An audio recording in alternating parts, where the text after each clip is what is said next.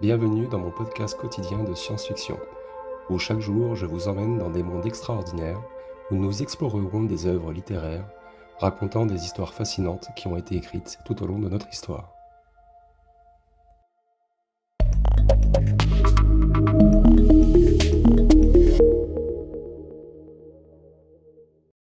Bonjour à toutes et bonjour à tous, très chères auditrices et très chers auditeurs, j'espère que vous allez tous bien et que l'épisode 9 vous a bien plu en tout cas. Petite anecdote vite fait avant de commencer l'épisode numéro 10. Voilà, moi je suis dans un camping, pour la petite histoire en ce moment, je me fais un peu plaisir. Et puis d'un coup, je vois un lapin qui se pose à côté de moi. Je suis en pleine campagne, je vous le rappelle. Voilà, je vois un petit lapin qui arrive, qui se pose devant ma cuisinière. Ça me fait un peu rire. Bref, on va continuer donc l'épisode numéro 10, donc sur les perspectives futures pour l'acquisition de la matière exotique. Et on s'était arrêté donc au point numéro 4, les développements de simulation informatique avancée. Vous allez voir, c'est un sujet qui est incroyablement passionnant. Ça demandait, ça demande, allez, je pense on va dire une bonne demi-heure de plus, mais en plus de cet épisode-là. Mais bon, j'ai préféré arrêter là parce que sinon on s'arrêterait jamais, hein. Il va falloir avancer un peu dans le sommaire. Allez, c'est parti, commençons tout de suite avec le rôle des simulations informatiques. Donc les simulations informatiques avancées, elles sont devenues un outil indispensable dans la recherche scientifique moderne, et en particulier dans les domaines de la physique des particules et de la cosmologie. Et ces simulations elles permettent de modéliser donc des scénarios complexes et de tester des théories dans des environnements virtuels qui sont contrôlés, où les expériences physiques seraient impraticables ou impossibles. Donc déjà, il va falloir améliorer la puissance et la précision, hein. Donc tout d'abord la puissance de calcul, hein.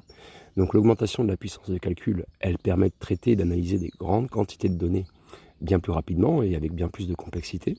Et ça, c'est crucial pour simuler des phénomènes physiques qui nécessitent une très grande précision et une haute résolution. Et ensuite, c'est les algorithmes de simulation, hein. Donc il va falloir développer en continu, hein, des algorithmes qui seraient bien plus sophistiqués et qui améliorent donc la précision des simulations.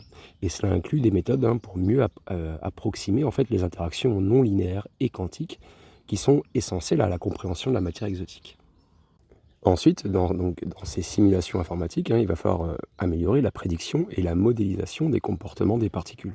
Donc tout d'abord, il y a les conditions extrêmes, hein. Donc les simulations, déjà, elles aident à prédire, comment les particules pourraient se comporter sous des conditions extrêmes de pression, de température ou de densité énergétique, hein, qui sont supposées être nécessaires pour la formation de matière exotique.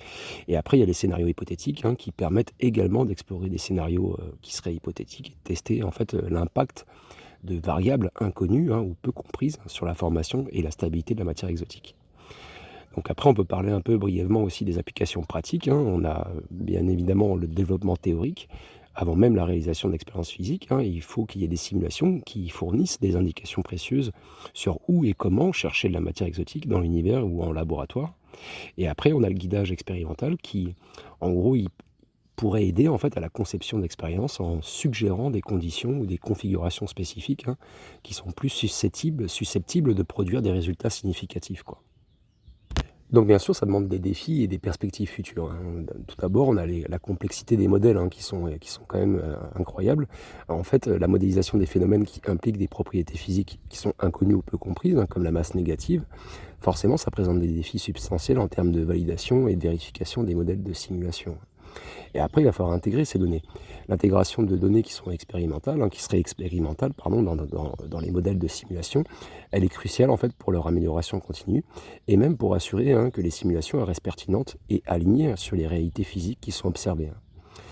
Donc faisons une petite conclusion vraiment rapide sur ce point numéro 4. En gros, les simulations informatiques avancées, elles sont clairement essentielles, pour progresser dans cette compréhension et dans la potentialité de création de matière exotique. Et quand on pousse les limites de ces outils, les scientifiques, ils peuvent non seulement améliorer la compréhension notre compréhension et leur compréhension de la matière exotique, mais aussi d'explorer des nouvelles possibilités, pour la recherche en physique fondamentale, quoi. Donc maintenant, on va parler un petit peu aussi de la collaboration internationale qui est élargie, bien sûr, hein. Il va falloir prendre en compte l'importance de cette collaboration globale. Dans le domaine de la recherche sur la matière exotique, la collaboration internationale, elle joue forcément un rôle crucial et l'unification en fait des efforts à travers différentes institutions et pays, ça apportera que des bonnes choses et forcément des diversités de perspectives, de compétences et de ressources qui sont forcément essentielles, hein, pour relever, les défis complexes associés à notre recherche que nous faisons tous ensemble, très chers internautes, sur les Word Drive.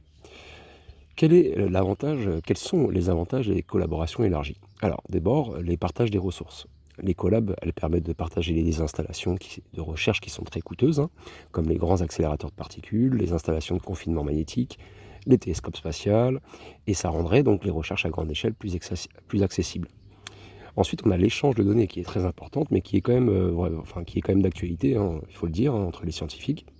La mise en commun des données qui est recueillie, hein, par différentes équipes à travers le monde, elle peut accélérer significativement les découvertes, mais elle le fait déjà actuellement. Et cela inclut non seulement des données expérimentales, mais aussi des modèles informatiques et même des simulations.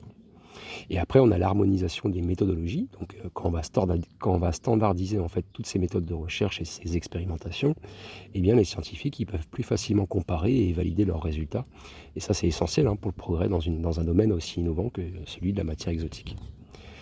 Je peux vous donner deux exemples, hein, de collaboration productive, hein. Par exemple, le projet de recherche conjoint. Donc, on a des initiatives comme les collaborations au sein du LHC, du Grand Collisionneur de Hadron, qui montre comment des scientifiques de différents pays peuvent travailler ensemble, hein, sur des projets très complexes, souvent avec des succès remarquables, hein, c'est encore d'actualité.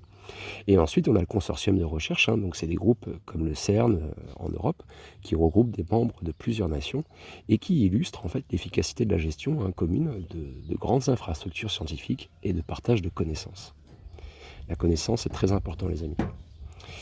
C'est ce qui nous sauvera tous. Quels sont les défis à surmonter? Alors, d'abord, on a les barrières culturelles et logistiques. Donc on a des différences linguistiques, culturelles et des réglementations nationales qui peuvent compliquer un petit peu la collaboration. Donc il va falloir faire des efforts là-dessus. Et la mise en place d'accords internationaux aussi qui est claire et essentielle pour surmonter tous ces obstacles. Il faut faire beaucoup d'efforts là-dessus. Et après, c'est le financement et les soutiens politiques. Il va falloir assurer un financement stable et équitable pour des projets de recherche internationaux qui nécessitent souvent en fait un engagement politique, hein, fort de la part des nations participantes. Quelles seraient ces perspectives futures? Un élargissement des réseaux de collaboration. Donc à mesure que l'intérêt pour la matière exotique et puis ses applications potentielles, elle croît, eh bien l'expansion des réseaux de collab, il devient de plus en plus une priorité. Et cela inclut donc l'intégration de pays, d'institutions jusqu'alors moins impliquées dans les recherches fondamentales. Et ça demande aussi, dans les perspectives futures, des initiatives de partage de connaissances, hein. Et il y aurait des programmes qui viseraient à partager ouvertement les connaissances et les technologies entre pays qui seraient développés et en développement, qui pourraient également accélérer le progrès dans la recherche sur la matière exotique. Donc on va conclure vite fait sur ce point numéro 5, hein. Donc en gros, la recherche sur la matière exotique, c'est un domaine où l'union des forces et des connaissances et des ressources à l'échelle mondiale, elle est non seulement bénéfique, mais essentielle et très très très importante. Donc les collabs internationales élargies sont la clé pour avancer significativement dans la compréhension et la manipulation de ce phénomène fascinant, hein. Et ça ouvrira forcément la voie à des avancées scientifiques et technologiques qui vont transformer notre façon de voir l'univers, hein. Et ça, c'est très important, la connaissance et le partage de connaissances. C'est exactement ce que je fais avec vous. Le sixième point et le dernier point, c'est l'exploration des théories alternatives en gravité quantique. Alors on va survoler un peu le sujet, mais on va y revenir plus tard dans les épisodes qui vont suivre. Plus tard, hein, pas les épisodes prochainement, mais plus tard. En gros, il va falloir prendre en compte l'importance de la diversité théorique. En fait, il va falloir explorer des théories alternatives en gravité quantique et d'ailleurs, donc, selon moi, c'est très essentiel et d'après les recherches que j'ai faites, c'est ce qu'il y a de plus essentiel pour élargir notre compréhension de l'univers et pour envisager des mécanismes novateurs qui pourraient faciliter en fait la création de matière exotique. Et il y a des approches comme la gravité quantique à boucle et la théorie des cordes qui offrent des perspectives distinctes de celles de la relativité générale d'Einstein et qui permettent potentiellement de résoudre certains mystères, hein, qui demeurent hors de portée pour les modèles actuels, hein, en ce moment, hein. Alors survolons un peu la gravité quantique à boucle. Le principe de base, en fait, c'est une approche, hein, qui tente de décrire des phénomènes gravitationnels à l'échelle quantique, sans nécessiter une fondation en théorie des cordes, hein. Et ça utilise des boucles de lignes d'espace-temps, hein, qui sont quantifiées pour proposer en fait comment la gravité opère à l'échelle du Planck, à l'échelle de Planck.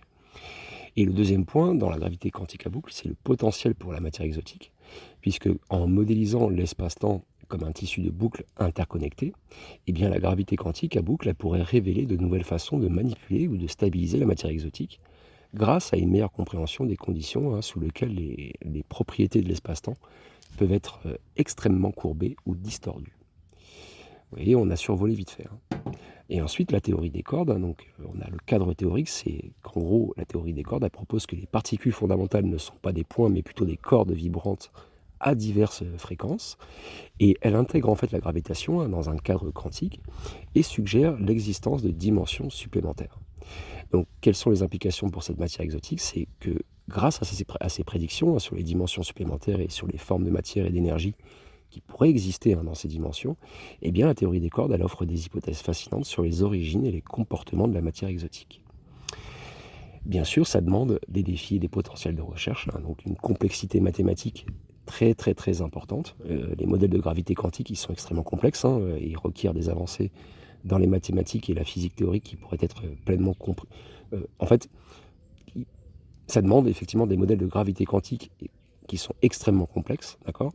Et ça requiert des avancées dans les mathématiques et de la physique théorique pour être justement pleinement compris et appliqué. Voilà, pour que je m'exprime bien. Et donc du coup, il va falloir mettre en œuvre et à l'épreuve des prédictions sur ces théories qui restent donc forcément un défi majeur. Et ça va nécessiter des instruments de mesure et des expériences qui peuvent encore être hors de portée avec la technologie qu'on a actuellement. Et elle n'existe peut-être pas encore actuellement. Et donc, quand on intègre un peu ces modèles, eh bien, on a une approche qui est prometteuse, qui pourrait, si on intègre un jour ces modèles, on aurait une approche prometteuse pour intégrer de multiples modèles de gravité quantique, pour créer en fait un cadre théorique bien plus robuste et universel. Et donc ça demande bien évidemment dans ces perspectives futures des collaborations multidisciplinaires. En gros, la collab entre les théoriciens de différentes branches de physique quantique et de la relativité, eh bien, elle va accélérer de facto la découverte de nouvelles méthodes pour comprendre et peut-être même manipuler cette fameuse matière exotique.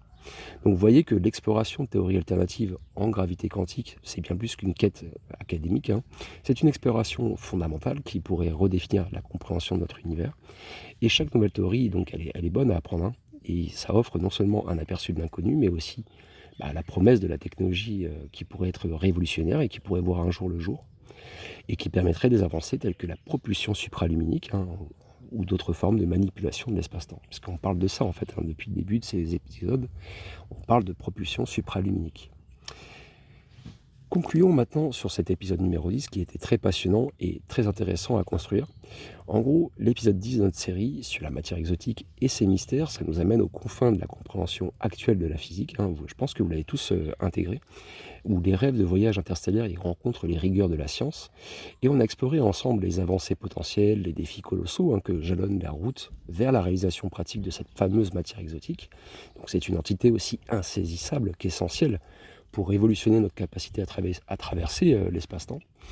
Cette exploration, elle n'est pas seulement une quête de nouvelles technologies ou de nouvelles formes de propulsion, comme je vous l'ai expliqué, mais c'est surtout un voyage profond dans les principes mêmes de notre univers.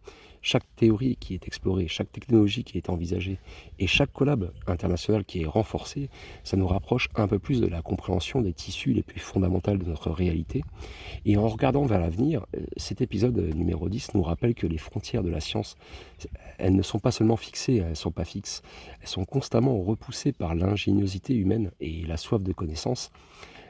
La recherche en fait de la matière exotique, elle pourrait un jour déboucher bien sûr sur des découvertes qui vont transformer notre matière de voir, notre manière de voir l'univers et d'interagir avec lui. Et ça va révéler des possibilités qui aujourd'hui appartiennent encore à la science-fiction, comme j'aime bien en parler. Et l'importance de ces recherches, elle transcende les laboratoires et les équations pour toucher à l'essence même de notre curiosité et de notre ambition. Et que nous parvenions ou non à synthétiser, à créer cette matière exotique dans un avenir proche, eh bien les efforts déployés, ils vont élargir incontestablement notre compréhension de la physique et ça va stimuler forcément l'innovation dans des multiples disciplines. Donc l'épisode 10, il nous laisse avec un sentiment, vous voyez, d'anticipation et de responsabilité. En gros, on est un petit peu les gardiens du savoir, toujours à l'orée de découvertes qui pourraient un jour éclairer les coins les plus obscurs de l'univers, et peut-être même nous emmener vers des étoiles lointaines. Donc restons engagés, hein, très chers internautes, restons engagés, curieux et prêts à embrasser les mystères qui restent à découvrir, car c'est vraiment dans ce voyage de découverte que réside le véritable esprit de l'aventure scientifique, hein, et de la connaissance. Donc partagez un maximum cette vidéo, elle est très importante. Les connaissances sont très importantes pour notre compréhension du monde et de la nature de notre univers. Voilà, on a fini pour l'épisode 10.